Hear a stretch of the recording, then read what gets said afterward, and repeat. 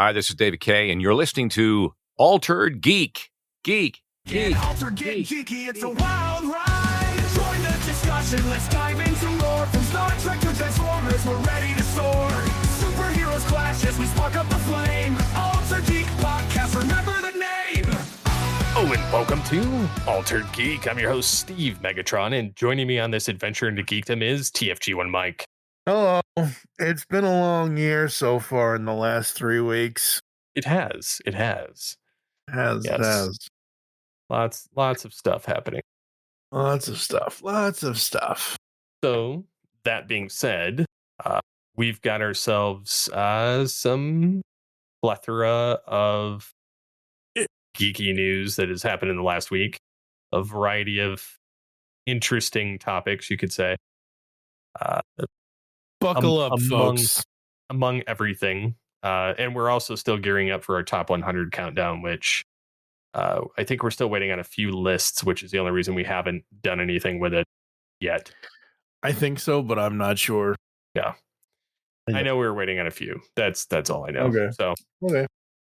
So yeah, going into the first round of things, and the veteran podcasters hanging up their headphones. Podcasts can run forever, but some hosts are bowing out or changing directions as celebrities and YouTube dominate the industry. Oh boy. Okay.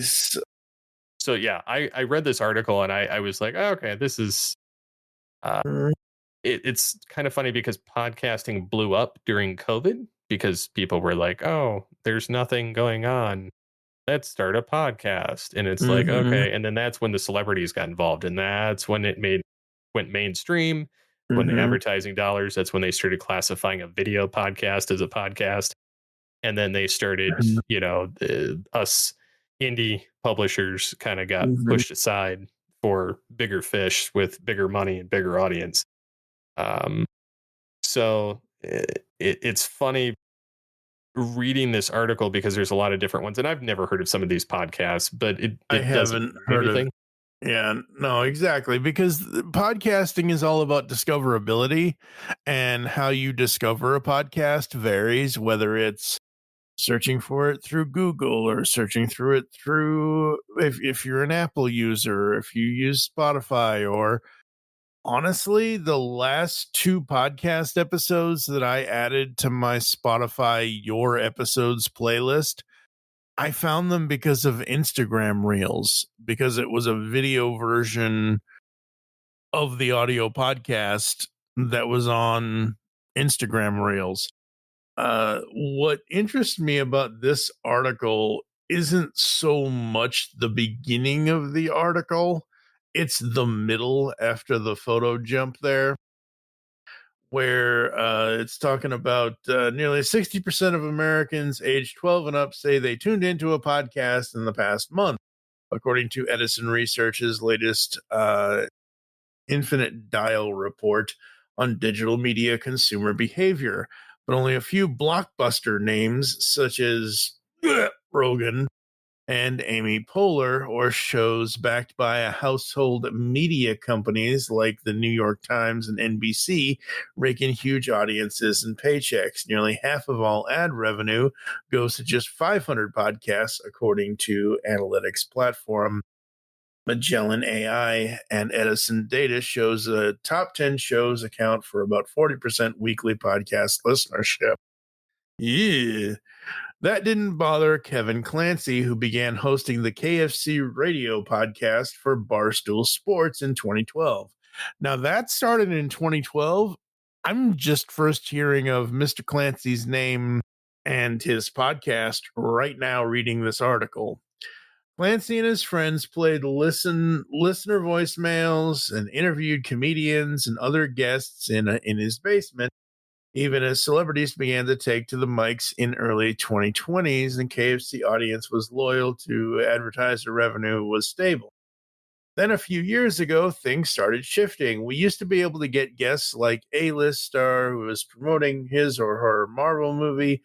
Now he's going to go to Travis Kelce, and there's really no time left for us, Clancy said. he began worrying about whether listeners would keep tuning in to a bunch of self-described normal guys when they could hear an entire series from an NBA player dishing on locker room antics. And he Well, goes on, go ahead. yeah. I mean, there's a lot of different reasonings and different people that they reference. I mean, even the Mhm. WTF with Mark Maron, ended after a Yeah. 1600, almost 1700 episode run in 16 years. Just because they're interested in committing to a life on YouTube, like a lot of them were happy doing the audio only, and with Mhm. becoming a staple of it, a lot of them Yeah. aren't interested. And honestly, like it creates more of a burnout. I Yeah. I go the easy route. I let Yep. everything syndicate to YouTube. Yeah. Uh, but I mean, I still have plans to do some video content. I just I'm waiting for my desk to get here. Like I ordered a new desk and I want to, Right. this desperately needs better light and just cleaner atmosphere. I don't like how everything looks right now. And I feel Yeah. like if it's a standing desk too, which my new one's going to be, I can stand up and more articulate it, and it'll just look more professional than me sitting in armchair hero. Uh, Yeah, but I mean, you let me worry about that part. yeah, but I mean, like they're saying that we're not, some of these are saying that they had long protected the audio only format and resisted loading it up with too many ads, and then they're like, we're not going to in the future be able to do it the way we want to do it. Some of these producers are saying, and Mhm. uh, I'm I'm kind of inclined to agree, and it does make it harder to Yeah. get the celebrity aspect, or because we're small fish compared to bigger fish, and it's like Mhm. they're doing their own things or they're being on other people's, and it's just the whole landscape's changed, and I Yeah. don't know if it's for the better. I think it's still evolving, Yep. and there's a lot of holdouts for the indie podcasters still. But I think that, not that there isn't a place for video, but the fact that they had to make special rules with the different guilds to Yeah. combat Netflix and all these other places calling video shows like primetime TV would have, like, your Jimmy Fallon, Colbert, and things like that, Yeah. calling those a podcast because they're on a streaming platform. It's not, those are not a podcast. Like, and No. so that's why I stay with like the purest thing of like, it's an audio show. Yeah. If you have a video show, it's not a podcast, it's a video show. And so Yeah. I I see, and YouTube is the biggest It streaming is. platform on the And planet. So it is. I do get where they're going with it. However, that doesn't mean it's a one size fits all model for everyone. And there is burnout. There are things that it's like, I don't have time to sit there and make a million shorts or a million, like Mhm. over edited videos. It's like, I'm not going to kill myself over it. Nope. Uh, I do audio because I can get the thing, like I have my filters, I have all my stuff pre-done. I don't need Yep. AI to edit it for me. I literally go through it. And then Same. after like 45 minutes, I've scrubbed through it enough, and then I publish it. Like there's Yep. not this long time consumption of, Mm. well, I got to put the lower thirds, then I got to put all the graphics I'm referencing, then I got to, do, a Yeah. multicam setup where I switch different people talking, like a Zoom thing, or I have to pay for another subscription platform, or I have Yep. to, it's like I'm running on a shoestring, and Yep. so uh, I can understand where some of these veteran podcasters are bowing out rather than changing up. And there have been times I've thought of the same thing, but at the same time, like I don't feel like But I've totally exhausted that, and I everything. keep pulling you back in. Yeah, I mean that does happen too. But But no, yeah, you're so right. You're absolutely right. It's like I get burnout all the time too, and I have more time than you do. I do this all the time. Like I eat, breathe, sleep all the time podcasting. I'm doing like I spent because I do editing twice. Because I will edit the two individual tracks together and go through every second of the audio. I then mix those together, and then I go through that to make sure there's no anything I missed. And then I'll mix all that together and have a final thing and put it up. But I don't do the clips. I don't do the whatever. I just put the final thing up and put it online, whatever. There's a show, I don't know what show it is, but I follow them on Instagram, but they call it a podcast, even though it's a video show that's on Instagram kind of thing.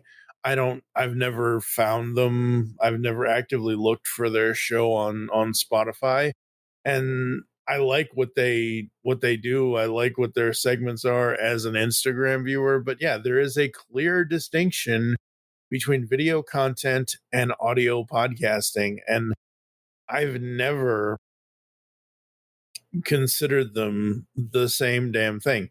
If you and I were to do GCRN live like we were going to do all those years ago. Well, and honestly, we were ahead of the curve when we thought of that. Yeah, well, fortunately, had we pulled the trigger on it, things would have been a little bit different in that scenario. We kind of tried to. We did a test, I think, and I don't think it actually worked. But no, it worked. It was time consuming, and I couldn't get everybody else on board. Yeah. And now, lo and behold, that's what everybody else is doing, and that's where the views are coming from. So yeah, and that's fine. But I think that if we were to do any kind of GCRN live anything now, it would have to be something so much different. Like, we have 10 news stories we're going to talk about tonight. It wouldn't be those 10 it wouldn't be the same thing as what we're doing here. It would have to be something so much different. It would have to be, look at this toy here that I have, or look at this, or look at that, or listen to this Peter Cullen voice thing, or it would have to be something so much different, or it would have to be a different topic thing, or it would have to be something different than what we already do. And I think for me, that was always the resistance to video, besides the fact that I normally don't like being on camera. I will go on camera. I've been on camera in the last 5 years, which is fine. I don't mind it now. But I think that was always my resistance to us doing it, is because we already do the thing. I mean, unless we're just going to do this and just have video, just add the video to this. Okay, sure, we can do that. If you want to do this live, we could do this live and still have this as the edited thing later. Bother me now. I'm okay with it now, I guess. But it's just one of those things where I've always liked the record it, edit it, polish it the best we can, and then put out the product, because I've always felt that an edited product is a lot better than hit the record button and then, oh my God, what if one of us screws up? Or what if the internet connection dies? Or what if this? Or what if that? Or what if whatever? At least in a podcast edit, if the internet connection dies, at least one of us can save the recording and we can either come back to it or whatever we have to do, kind of thing. I don't know.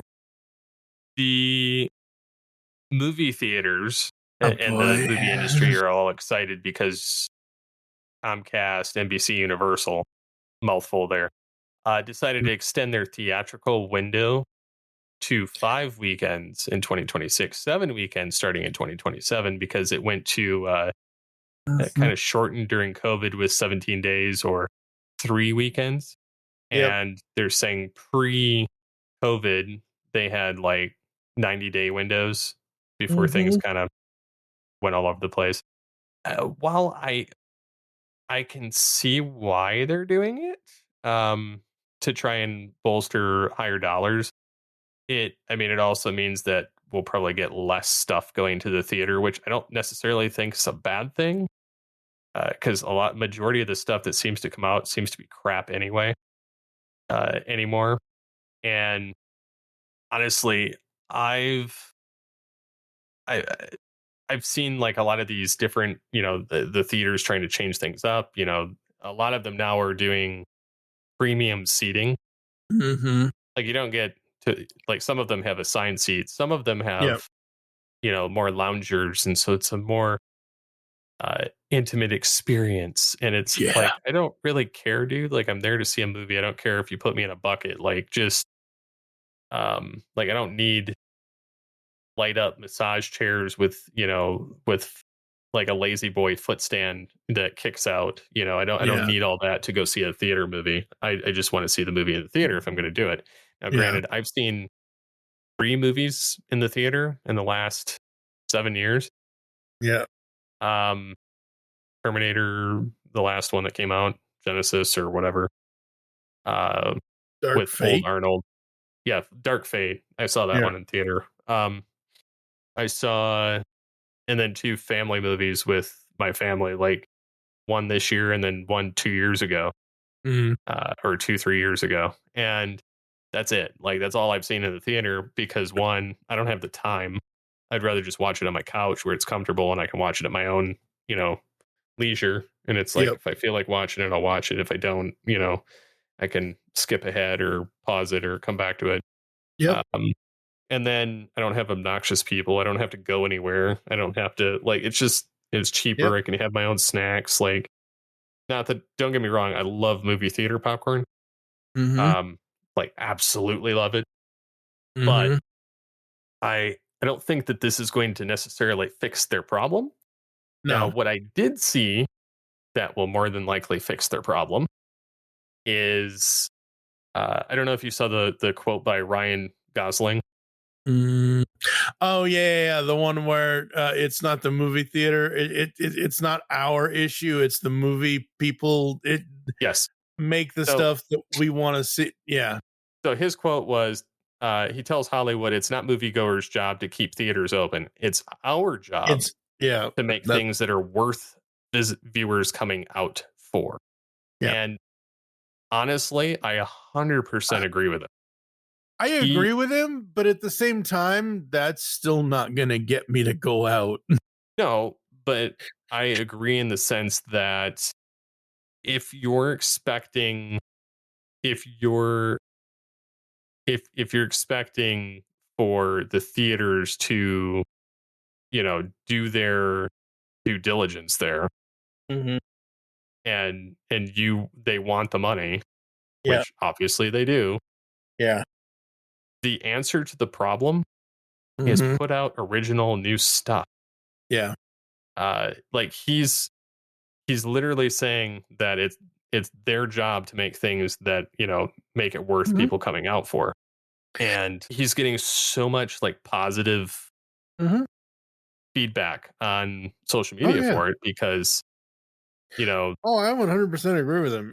If I could financially go to and logistically go to a movie theater right now, I would have already seen Project Hail Mary. That looks so good. I it can't wait to does see that. 100%. Yeah, can't wait to see that. But the fact that he's so tuned in, he realizes that. Like, Mhm. and he signed on for that movie 6 years ago, got the script and then saw it, and it's a brand new original movie, which Mhm. I think is why like the Ryan Reynolds stuff, like the last like 10 years of his, like that have come out on Netflix and things like that Mhm. Yep. have been so refreshing is because they're original. They're brand new. Mhm. There's things we haven't seen before. Yep. And yes, I mean it's playing on his comedic styling, but they've all been great. And Yeah. I feel like we've hit this, and they, George Lucas had something that he more or less talked about the same thing about how theaters or not theaters, the movie industry was kind of bankrupt of ideas anymore. He's like, nobody knows what to do.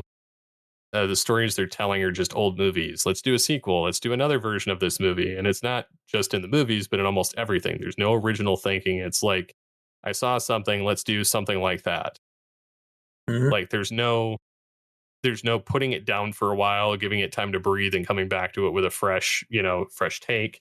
It's like, Yeah. no, let's just keep making the same thing over and over. And some of the fact, I mean, he is right there. the issue is bigger than that, though. Like, the industry has kind of spent years rewarding like brand familiarity over actual imagination. Yep. So then you're getting like sequels, remakes, cinematic universes, and this system's more or less like coddling to safety over creativity. And so the audience show up and nothing changes, and so they're like they tune out. And like, yeah, I mean, I know that he's kind of a poor example because he had Star Wars and then he went back to the prequels, but at the same time, it's his universe he created. Yeah, but And he's talking. But the difference he's talking is about the though. whole industry as a whole. Like, the Yeah, whole he's talking about industry the is whole. Yeah, bankrupt yeah. of ideas. And it's, you know, like, oh, let's go back and do an Indiana Jones 5. Why? Why did we need to make the fourth one?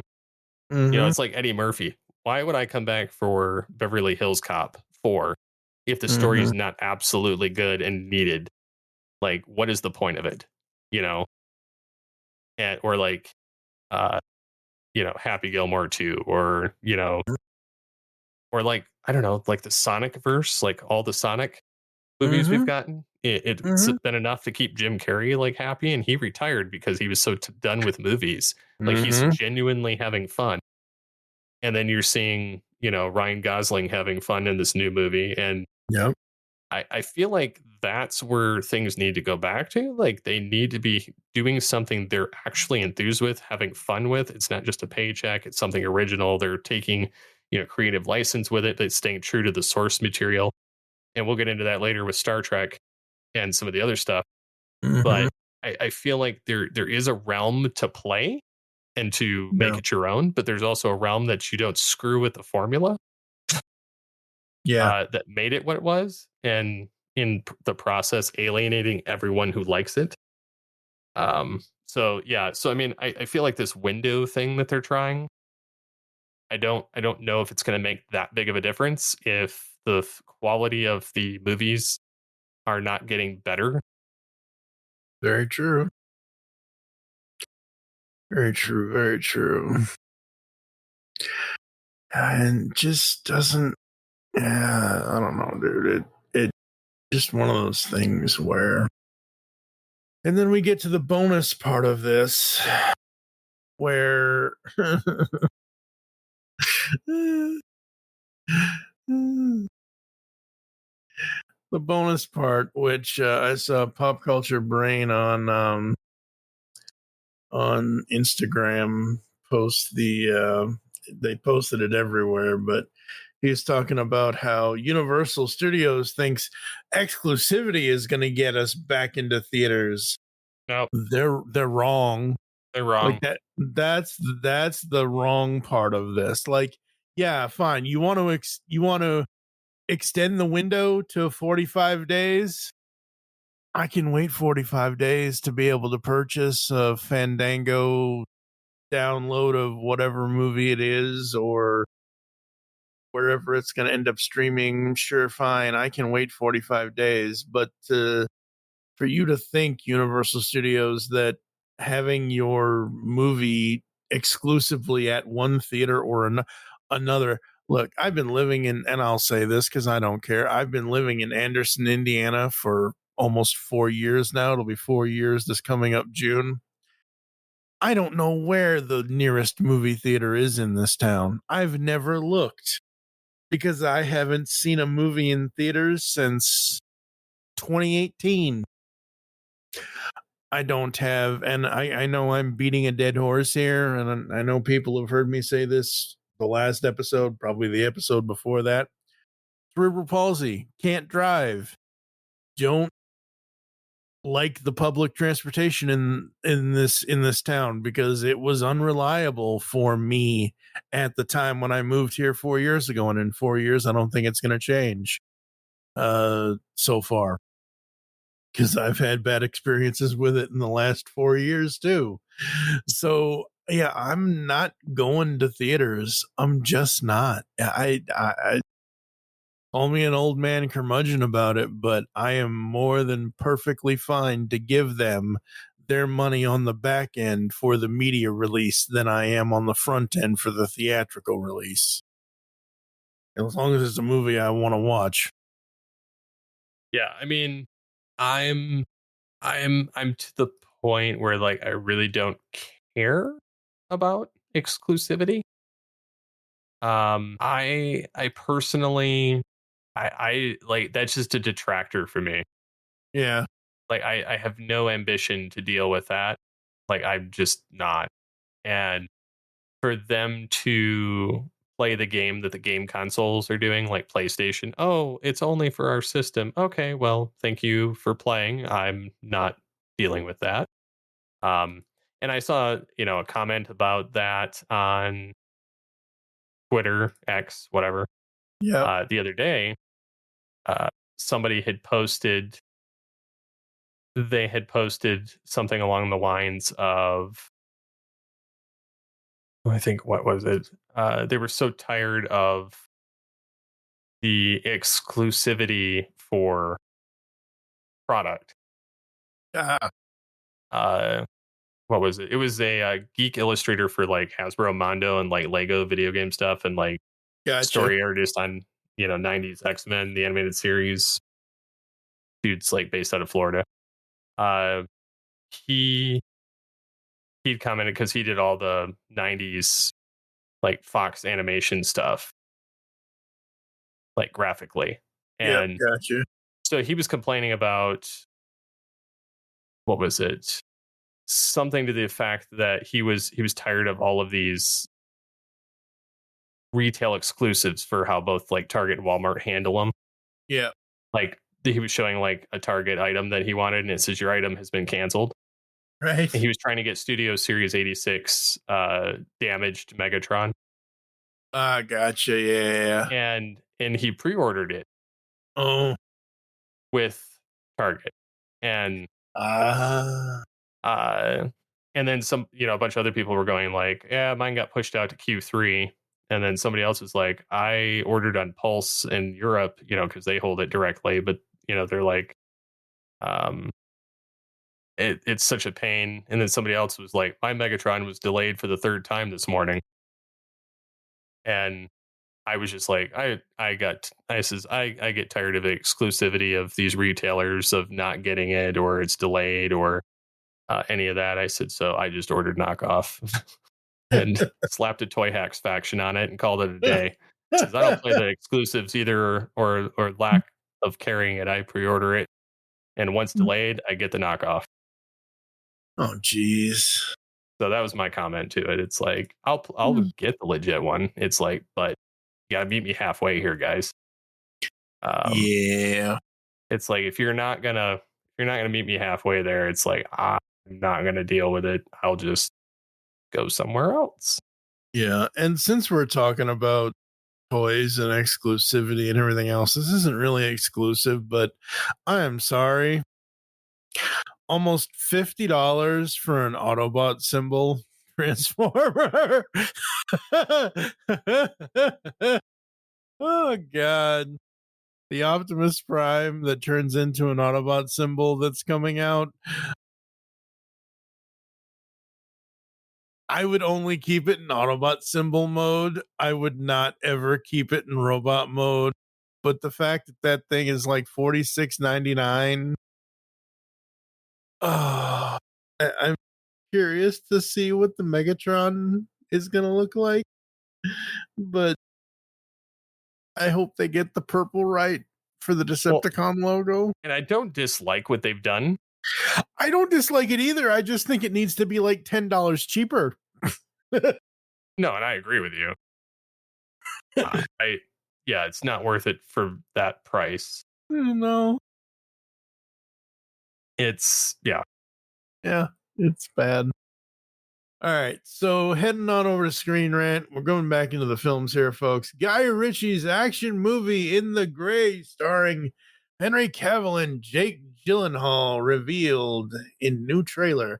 Now, I watched this trailer when we first shared the link, or I forget if you found it or if I found it or who found it, but Guy Ritchie is assembling his most dynamic trio yet with In the Gray. The upcoming action thriller will feature Jake Gyllenhaal, Henry Cavill, and Eliza Gonzalez. yeah. Probably Okay, good. I did read that right. Teaming up as they undertake an impossible mission to steal back $1 billion fortune from a merciless despot. I remember watching this trailer and I'm like, oh, this gonna be fun. Well, have you seen the? What are we looking for? I just watched a Henry Cavill movie, Oh no. The Ministry of Ungentlemanly Warfare. No, I have not seen that yet.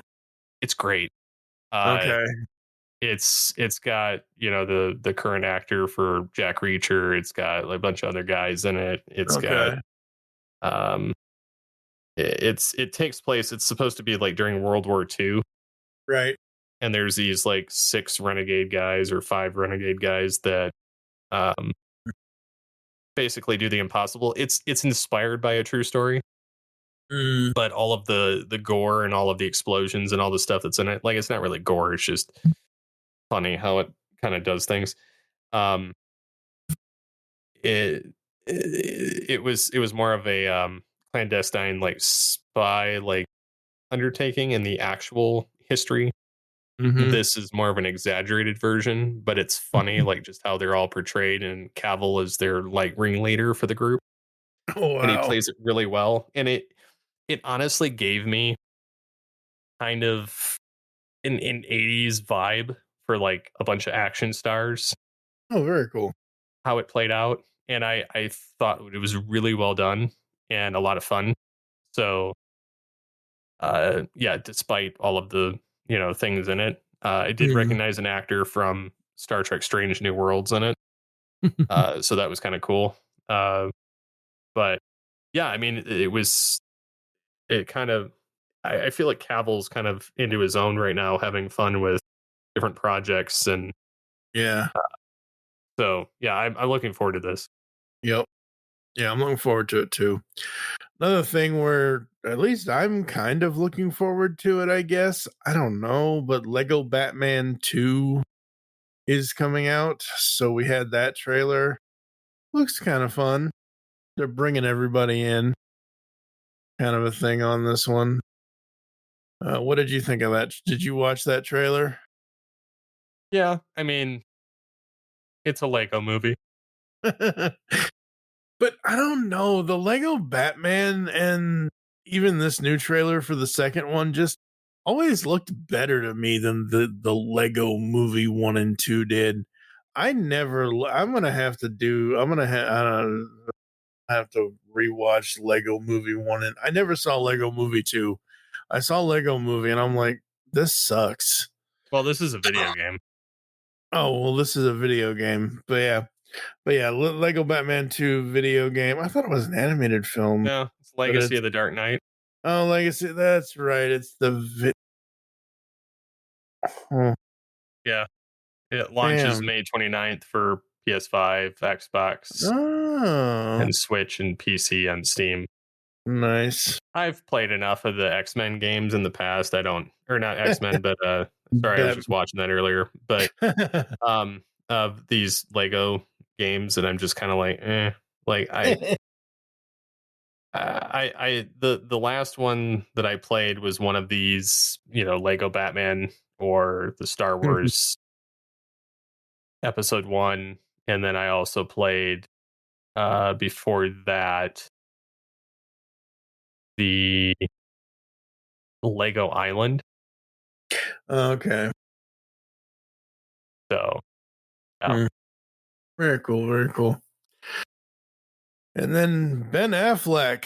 Oh boy, Mr. Affleck. His thoughts on AI.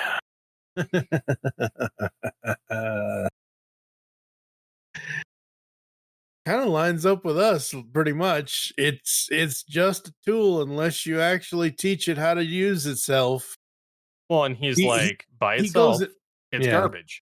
Mm-hmm. He's like, but you still need somebody that trains it and Yep. uses it and knows what they're doing with it. It's like my brother, Captain Ruggles, is turning his book into a film using AI. And he's like, is it perfect? No. He's like, but it gives you an idea what he's going for. Yeah. Um, and I'm like, okay, like I get that, like, because he's like, what do you think about it? And I'm like, no, it's really good. I just wish that the transitions were a little bit better and cleaner. Because I mean, I've seen people do it on like Higgsfield and some of the other platforms, and Mhm. they are a little bit cleaner, but people paid for that. Yeah. And Yeah. my brother's Oh, like, I'm letting Grok do it so that it kind of, he's prompting it to get what he wants, and it's pretty consistent overall. But and there's other platforms that are probably better at it. yeah. Like I've used all of them for different reasons. I've used Chat GPT for certain things. I've used Gemini for certain things. I've used Copilot for certain things. I've used um, some other ones like Higgsfield and some other stuff like that. And so each of them has like their benefits, but and strengths. But then each one has, you got to know what you're going for. And there's Yeah. times where I'll ask a question or have it try and analyze something for me, and one of them, and it completely craps the bed. And I'm like, you're retarded. Like you're literally Mm. giving me the same like image or same like response back for my query that changed since the last time I asked. Yep. And it'll give me the same thing. And it's like, sorry, my memory is blah, blah. And I'm like, yeah, I get it. So I moved to some other platform at that point for that specific prompt, uh, kind of work from there. But it's definitely a changing landscape there. And I think Affleck is spot on the money there. It's trained to recognize patterns, converge toward what is statistically common, making it incredibly useful for structure, speed, and efficiency. But it also means the results often lean toward the average, unless you have somebody that's constantly writing it. Um, that's why some of it can feel great and some of it's polished, but it also means, it's not replacing creativity, it's assisting it. It's by removing the friction and handling the repetitiveness, which is exactly what I use it for. Yep. Um, but yeah, at the end of the day, it's still technology. And like, I think it's funny that, you know, Netflix bought into it. Yeah. That'll help with post production. It's basically going to help with production, and then it's going to allow them to move faster. Hmm. Speaking of Netflix, oh boy. So I saw this Instagram reel the other day from director Paul Feig, where he's somebody had asked him about Netflix audience tests and whatever else, and he talked about how Netflix did home tests, and it's basically like, well, they brought up a bunch of people on a Zoom call, and it's all these windows and blah, blah, blah, and it's people knitting and going to the bathroom, and they're coming back, and they're like, well, what happened? Well, if you would have sat there watching the movie, you would have known what freaking happened. So test audiences for Zoom calls for net. That's the only bad thing about at-home viewing with test audiences. That's the good thing about going back to theaters for Netflix for test audiences, is because technically most of the time you can't leave the theater unless you do have to go to the bathroom, but at least you can't, go get your own snack or do the laundry or, oh boy, that's crazy. So there's that. And then we have the Vinnie Thomas thing where he says he was resentful of how the algorithm dictated what content he should post next in order to grow. He says, when you start, there's no question of what you should do next. The internet will dictate it to you. Oh, you should do this next. At the beginning, I was a little resentful of that. Now, you had replied to this and you had said, I ignore the algorithm and do what I want, and I am passionate for it may align at times, but it doesn't dictate my work. And I had I had I had quote tweeted you, and I basically just said F the algorithm, and I'll do whatever the hell I want when I want, because that's kind of how I roll. Kind of thing. Because honestly, like, I don't know, even going back to that time when Maurice LaMarche, when we asked him that question about voicing video games or voice acting, and he gave us that answer about voicing for video games. I don't know how much of the algorithm actually helped us during that time. It didn't. It was literally a website Yeah, scraped it our was. RSS feed, found it, Yeah, and then they posted it. And the thing is now if your website's not optimized for AI, it's not going to find it anyway. Uh, there's not really an algorithm per se. It's depending on people's queries and the fact that AI is doing the searching for you. So little by little, the algorithm is going away and it's being replaced by direct questioning. And so, uh, and so, I mean, like, I agree with some of the comments on this post of like the same person kept commenting this, different crap with another line. yeah, Algorithm really does shape what creators end up making. A lot of creators start with passion and then the algorithm slowly takes over. The internet rewards what works, not always what creators want to make. Every creator eventually learns the same lesson, adapt or disappear. Algorithms basically become the new producers and editors of the internet. And I'm just like, F the, the algorithm. Like, yeah. Like, I don't. I just like why we've been around for as long as we've been around is because we've done what we want when we want to. And if we didn't want to do it, we didn't do it. Like, if there's something you're not interested in, I just don't do it. and I don't ever make you do it, like, No, well, you can't make me anyway. I'd have to well, log okay, on but first. no crap. But my point is, like, there is certain thing, and it wasn't like we ever had the conversation of, Steve, what don't you want to do? Mike, what don't you want to do? We've just voiced our opinions to each other that, hey, this is really not something I'm interested in. Or we will ask each other, hey, is this what you like? You're going to have to get somebody else to do, if it ever comes down to it, you're going to have to get somebody else to do Lord of the Rings or Harry Potter if that's ever something you want to do. I don't think that's ever something you want to do. Might be somebody else on the network that wants to do it. And from the article I saw earlier today, I don't know if we should ever cover Harry Potter on this network ever. I would have to But care first. I saw the originals and they were just fine. yeah, I know. I don't But care for all of this uh-huh, crap of yep. like Mhm. of no, I'm You saying saw the news story, huh? which one. There's always something about divisive with Her it. It's her Rowling. support. Yeah, I supposedly she's putting money towards certain anti-groups of some. It's a whole thing. I'll tell Yeah, you I'm not later. even commenting on that. I'm just saying, Yeah, like, I no, no, don't no. think that Yeah. movies that had an entire series need to be turned into a television show. Yeah, there's that too. That's where I'm going with it. I don't Okay. feel like we need it. And Yeah. um I feel like it's kind of a why Yeah. moment. Like Yeah.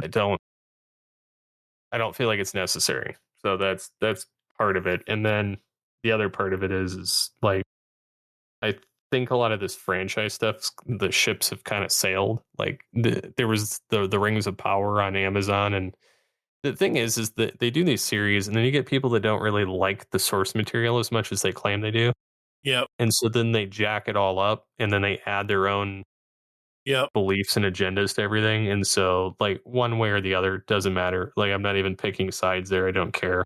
No, no, Um, no. No, but I'm no. just saying, like, instead of sticking with what works in the source material and how, like, its playbook for that specific thing. I'm not saying don't try something new, but I'm saying like don't distort what made it what it was.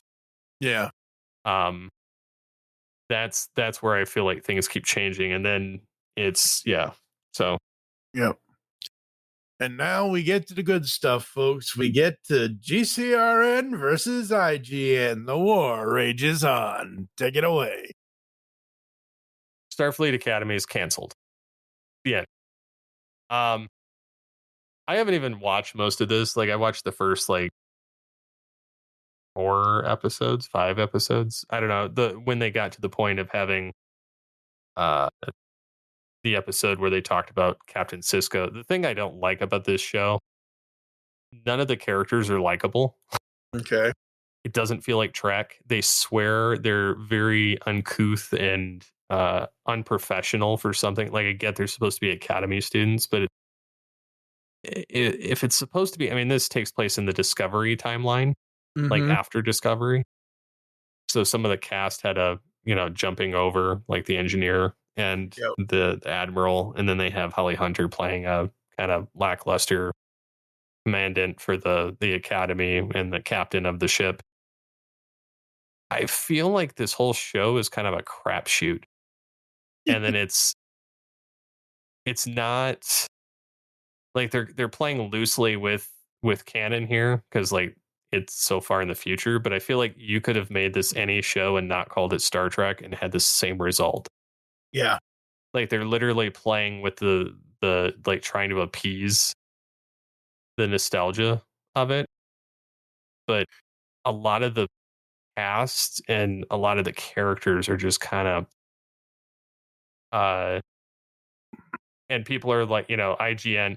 This is what I hate about IGN and a lot of these other Valnet websites is they all are sputtering the same crap. And then they're like, oh, boo-hoo, the show's canceled, blah, blah, blah. And it's usually somebody that just overly likes it and they're using this as their platform, which, I mean, we do the same thing. But I'm trying to look at, like, the Kurtzman era, and I made this argument earlier with somebody else. The Kurtzman era, we have the issue that him and Abrams literally were on record for not giving a crap about Trek when they took it over. They like Seth MacFarlane actually tried to get it around the same time, and they were like, no, you're the Family Guy. And then he did the Orville, and the Orville had ex Star Trek cast on it because the new Star Trek until Picard refused to have anybody back. The Doctor seems to come back pretty frequently because he was in Prodigy and this. And then they brought back the TNG cast and some, people that showed up throughout the show on there. But they essentially were trying to just like take a giant dump and try, do whatever they wanted to do. I didn't like Academy, and right to those that do. But I feel like the Kurtzman era has been so long in the tooth and tired, it's needed to move on. Like, I'm not saying the Berman era from the 80s and 90s was awesome the whole time either, because it fizzled out towards the end too. Like Paramount at the time, CBS Paramount, their CEO took a giant dump on Star Trek and canceled Enterprise right as it was getting good. They also swore that no new Star Trek movies, and so that's why it took so long. And so that we went through 4 to 5 years of no new Star Trek until Abrams took over, and he wanted to do this Academy show from the start. And so I hated Discovery. I did not like Academy. Those are pretty much the worst we've gotten. Section 31 is so far removed from Star Trek. It's not even Star Trek. It's just a crap like film that they were trying to get through. Lower Decks, Mike McMahon actually likes Star Trek because he had a Twitter thing going for TNG season 8.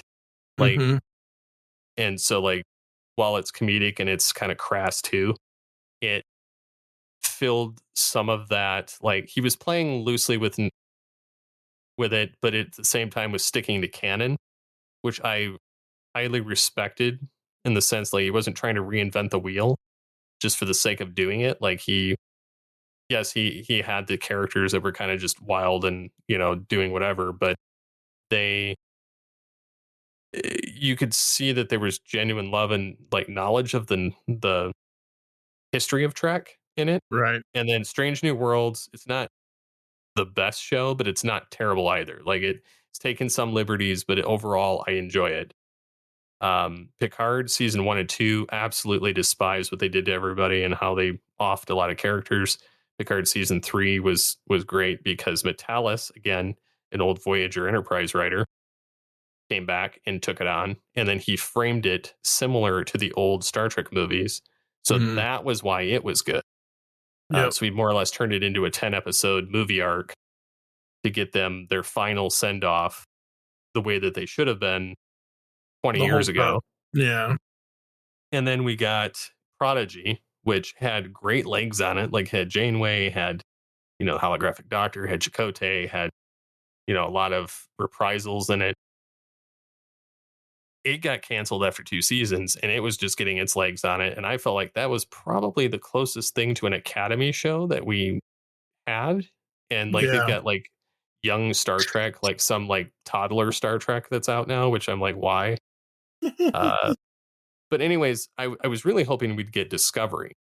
Or not Discovery, Legacy, which would have continued with Captain Seven and things like that. And you would have had the option of having old cast come back periodically on an episodic thing, but they can't get away from the serialized. And so it makes this whole thing like that much more worse. Like they can't do like a DS9 thing where there's like an overarching plot, but episodes are episodic, like they're standalone. Like you can watch it and not have to watch the whole thing, which I feel like is a very big detriment to Trek right now, is the fact that it has to be so tied together. And Kurtzman and J.J. Abrams were never fans of Trek. They just wanted the property to do what they wanted. J.J. got Star Trek, or got Star Wars, which is what he wanted. By doing the reboot films, which weren't inherently bad, but set the tone for everything starting with Discovery, Kurtzman takes a dump on everything he touches. Wasn't a fan of his work on the Transformers films. So, you know, I'm more or less ready to see who else gets the keys. Personally, I want Metalis to take it on or Seth MacFarlane to get Trek because they understand it. And honestly, Picard season 3 and the Orville are some of the best Trek we've gotten in years outside the animation. So that's like, I'm coming from it a legitimate breakdown of where I'm coming from on it. Like, I'm not trying to say like some people are making it into this political thing about, oh, he made it woke, and then everybody's like, oh, well, Paramount's going to be MAGA, and it's like I'm not even delving into that madness. No, like that's... it didn't get the viewers. It got canceled. It was a crappy show. Yeah. Because if it actually spoke to the franchise, you know, the people that followed Trek for decades. I mean, it's 60 years old. If it People would actually have watched had the legs show on it, if it actually had legs on it, it would have kept going. But it also had a high production value. Like the episodes, like they were multi-million-dollar episodes because everything's CGI, everything's video. Like it's like, use some of that AI that you guys like, you know, that's out there. Use practical effects like they used in the 90s. You know, they had sunbursts. They literally filmed it in a weird camera, you know, method. They poured salt over a ball and had like the light glowing over it, just light, and then overlaying different effects to it in post-production. But it was practical effects. Like they physically built a starship rather than having a CGI model. Like there's things to be said for doing practical effects. And I feel like they more or less, they focused on these new shows. They always pick one person who's their MacGuffin, that's like their catch-all, save everything, and all the secondary, tertiary cast don't matter. Like I watched Discovery and I couldn't tell you who more than 3 of the characters' names were. Strange New Worlds, I know who they are because they're playing with legacy characters. I can tell you more about like some of the lower decks and Prodigy than I can Discovery, and ultimately, like everybody on Academy is forgettable outside of the Doctor, which they gave him another new name, which is stupid. Uh, but they focus mostly on like their emphasis is the message rather than Yeah. on the story. Like they're always trying to get some stupid message out of it, and it's like, how about you give us a good story with a message, but one that Yeah. causes you to think and doesn't tell you how to think. Like that's how the old Trek was. It wasn't like it, and it was, you know, it was on both sides of the aisle politically too. Like it, depending on who wrote what episode and what topic was being broached, but they gave you something to think about to make that decision for yourself. Like they cause you to critically think, not tell you what you need to think. Mhm. And then the rejection of the built-in fan base in favor of a fan base that ultimately did not exist is their other issue. So I mean, it's Yeah. while while I feel bad for crapping on it on the franchise, I also like I feel like we got essentially the Big Lots version of a CW show of Star Trek rather than something that could have been decent. So I'm hoping that they either a just start over, like completely start over, Yeah. like just reboot the whole thing. Like, okay, this is a, you know, time bottle. Like everybody in the old stuff, like we're not using anybody anymore. Yep. Either reboot it completely or continue with legacy and go from there. Like we we've hit this, and a lot of franchises are doing this too. Star Wars, Star Trek, um, Lord of the Rings, Harry Potter, you know, superhero stuff. Like everything is getting so tired. Like I don't even care about half the stuff that's coming out unless it's like an original film anymore. Like I'm literally not even I can't even tell you the TV shows I'm watching anymore because I really don't watch television. I watch old stuff because Yep. it's just more entertaining at this point. Absolutely.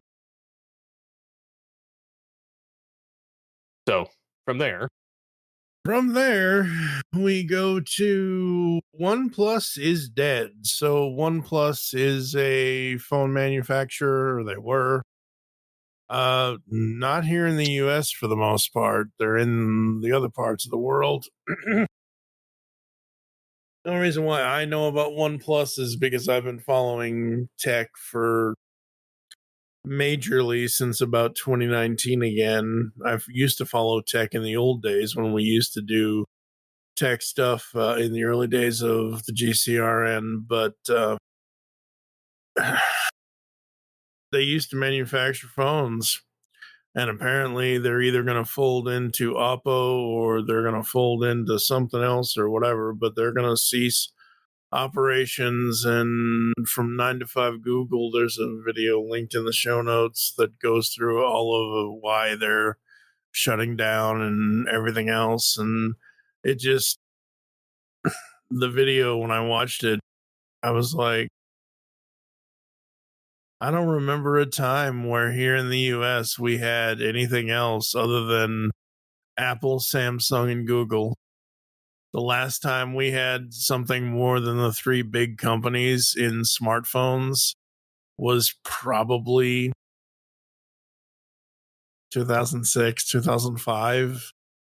Like, honestly, the last time I remember being in some sort of cell phone store where there was more than three companies was probably 2003, where you probably had Nokia, you probably had um oh, God, I'm trying to think of other ones.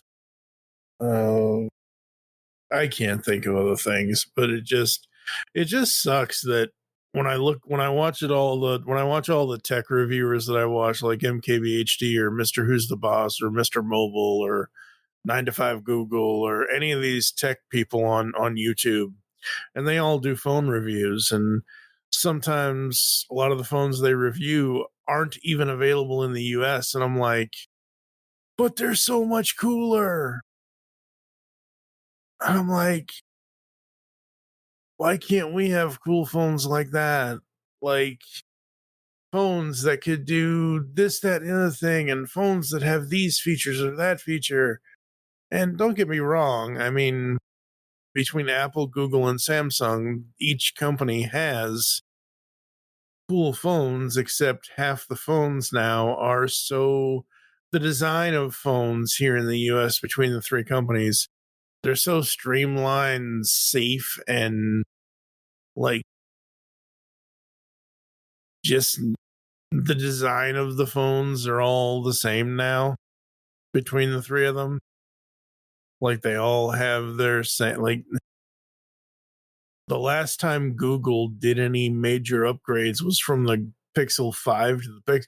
When the Pixel 6 came out with that brand new Tron or whatever you want to call it, the bar design that they now have, man, that was just gangbusters. And now it's just like, okay, how many times can we reinvent this and change it and whatever? And I have no issue with Google. It's not Google. But like Samsung, when they decided to remove part of their the back of their design thing, and it's just three rings now, and it's like, can't you do something with the back of your phones? Like the Samsung Galaxy S21 Ultra, how they had their phones in, how they had the cameras encased in like a plateau kind of thing. It was cool. Now they just have their rings on the camera rings just kind of like out there, like, look, we're naked. I'm like, you naked and you ugly. Like, get a better design. But they've had this same design. We're up to Samsung Galaxy S26, I think now, and they haven't changed. And of course they won't, because why would they? There's no reason for them to. There's no competition, because none of the other I mean, Apple, same thing. It's the same design every year. But no, OnePlus, when I was watching videos for them, when they did the OnePlus 13, I was like, ooh, I would love to have that, except, oh, nope. Number one, it would cost an arm and a leg to import it. Number two, I don't even know if any of the carriers here are going to even allow it, yada, yada, yada. And it's just like, Well, they just banned routers that aren't built in America. So yeah, that's which not good. no, well, there's just a lot of overreach that needs to be, checked. Yeah, I also think that it's stupid because majority of our crap's made in China. Like exactly. Like, how do you do do you that? not realize the microchips and the memory on our cars and on our like electronics? It's like if you want to go that route, can we go back to analog like cars again and stop having all this like integrated like I literally when I was on vacation, I had a GMC Terrain Mhm. and brand new, 2025 or 2026. And mind you, I have an Acadia that's a 2017 Right, and it has some digital stuff, but it's for the most part pretty similar to the crap that I used when I worked at the car dealership. Now, this right. new one essentially has an entire tablet like for a screen for the Yeah, digital, the for yep. the radio and for all the other crap. And it's not fun to deal with. Like, I mean, it No, was just as glitchy as everything else. Like, I mean, even my 2017, it's glitchy, like for connecting my phone. And so, like, I just kind of like, eh. it's But yeah, I mean, it, I don't know. Like, I feel like in we're hitting a weird wall really fast. yeah, yeah. It's like, and this isn't even like, oh my god, I was going 90 miles an hour, and all of a sudden I saw a cop, and whoop, I'm going 55. I'm going the speed limit. This isn't that at all. This is more like you just said, we're gonna hit a weird wall really, really fast. And the fact that they're banning modems from other countries, and you just said it, like all the manufacturing is done for the microchips and everything else is done out of the United. There's no manufacturing in the United States anymore. We don't make our own parts.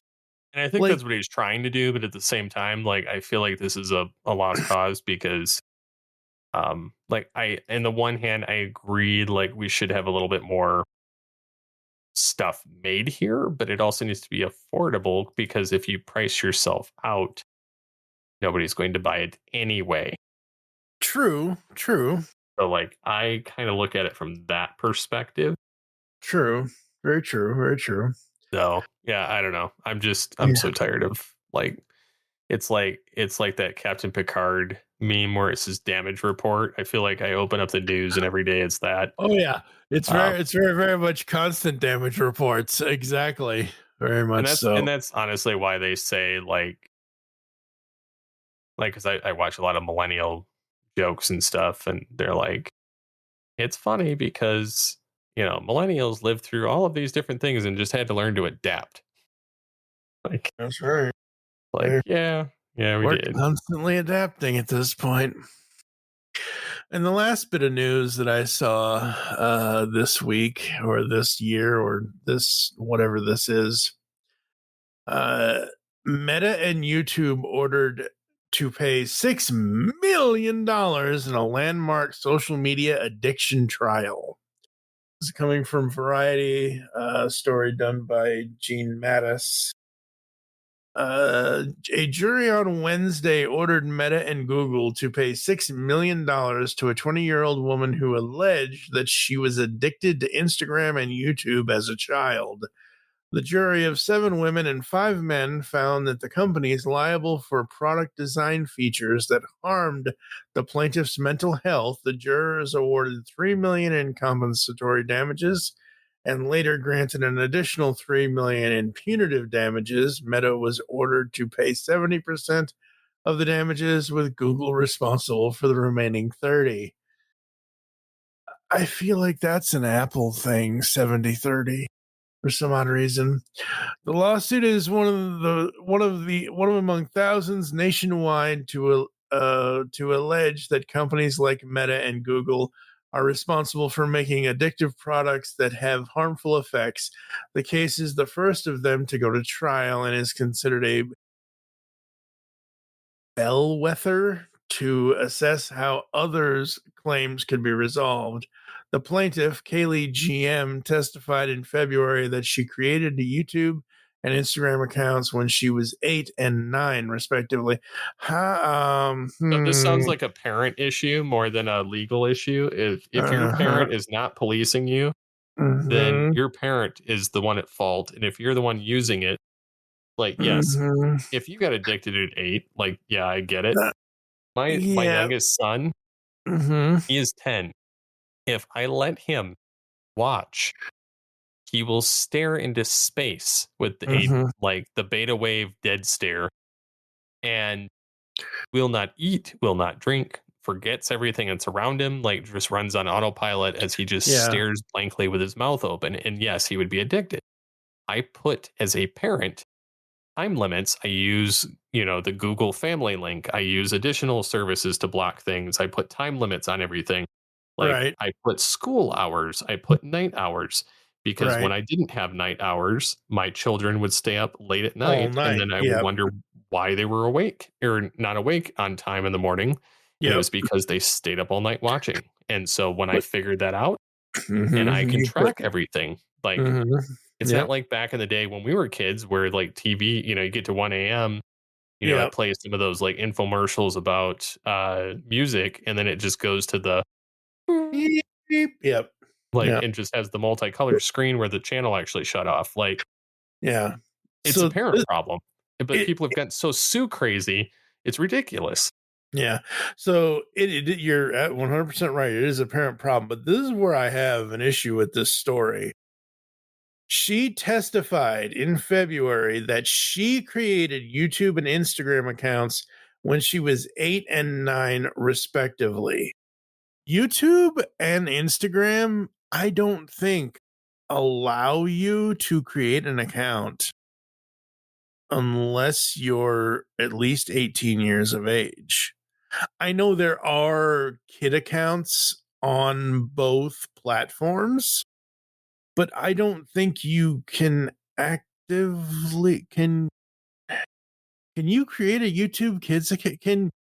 Yes, you can create a YouTube Kids account. It is locked down. Now, I created myself or my Mhm. kids each their own Google account that I can spin off when they turn 18.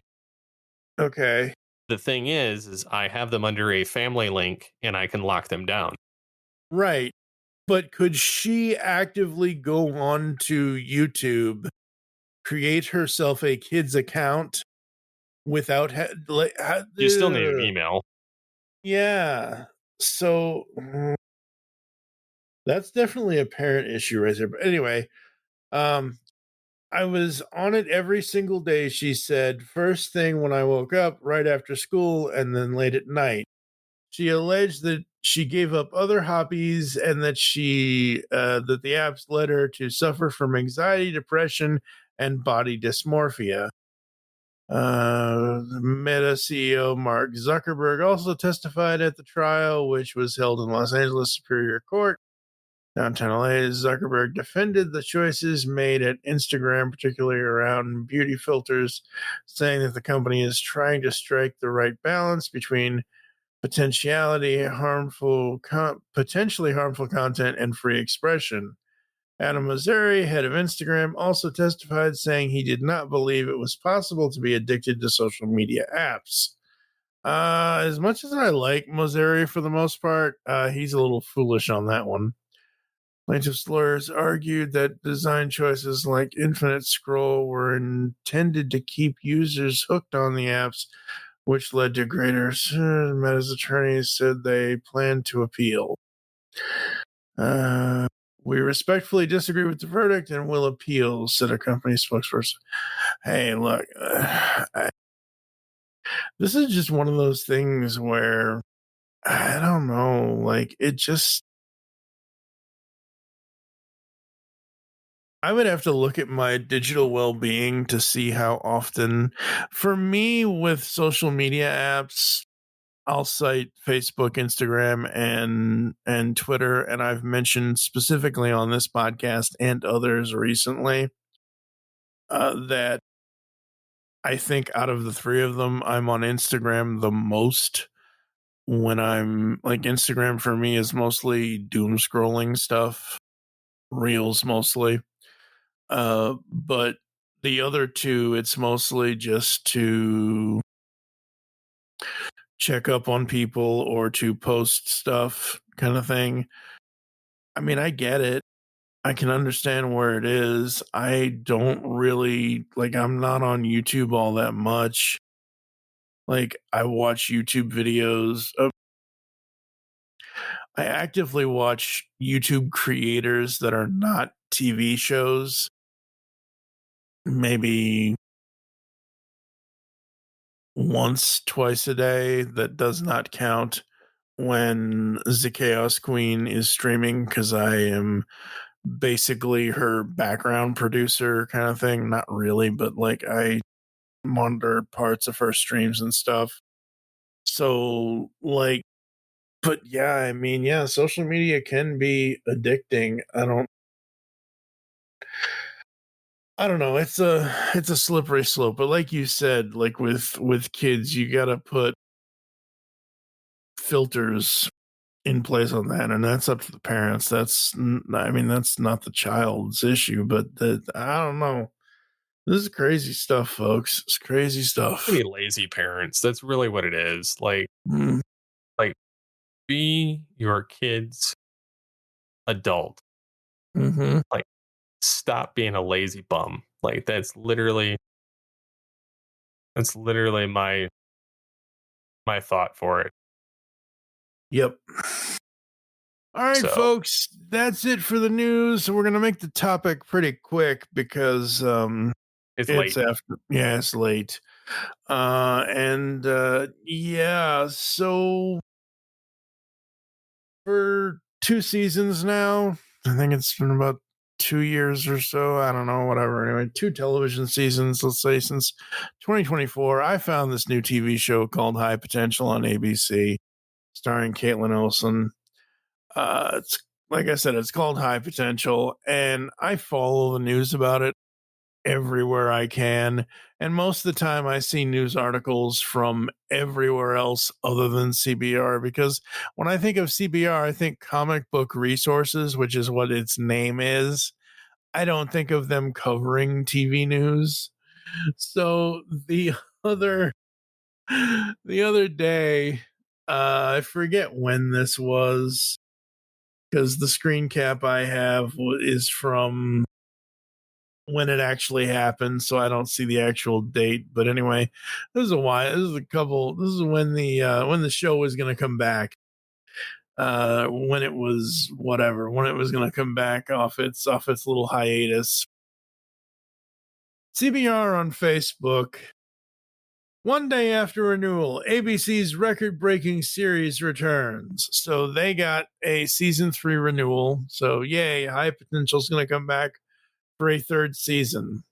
But the way CBR did this was, instead of like putting the show name in the title, instead of putting a picture of the show, like, I don't know if ABC just didn't send them a photo from the show. You would think that ABC or Disney or somebody would, like, usually they send them, hey, this is the show name, this is the show this.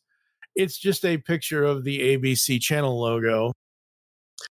I dropped a bomb. I went to the CBR post on Facebook and I just dropped this bomb.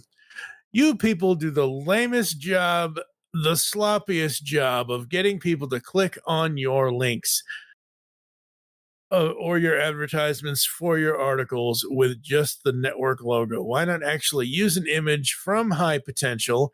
Thankfully, I already knew about this news and didn't need to click on your link. I just came here to say this, that you all need to do better. Just by your headline of one day after a season 3 renewal, I already knew it was High Potential, because I had seen this news from every other outlet that actually wrote in the article the title of the damn show. Maybe I just need to unfollow you people, because y'all people are the laziest on the internet. But that doesn't surprise me, coming from who your parent company is, Valnet, recycling the same news headlines over every single website they have. I just don't care. And actually, I unfollowed and I think I blocked CBR on Facebook so I would not see their posts. I've followed CBR for years, folks, and most of the time I didn't care and I didn't notice. And it wasn't until, I don't know if it was last year or whenever it was, that you pointed Valnet out to me and I started noticing. And the more I notice, the more I'm just like, do I really need to be following this website if I'm seeing the same thing from 7 other websites? So yeah, that's my little quick rant about TFG1Mike versus Valnet. Yep. Yep. That's it, folks. Oh, I think this wraps up this episode of the podcast. So I'm sure there'll be a ton of new stuff next time we jump on the podcast here.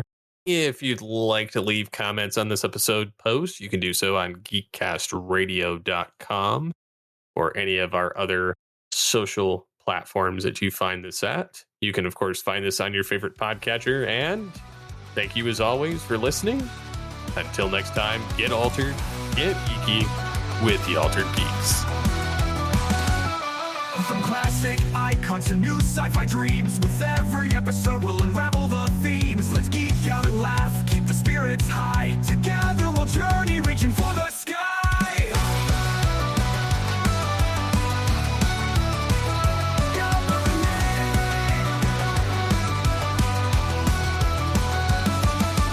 Join the discussion, let's dive into lore. From Star Trek to Transformers, we're ready to soar. Superheroes clash as we spark up the flame. Alter Geek Podcast, remember the name.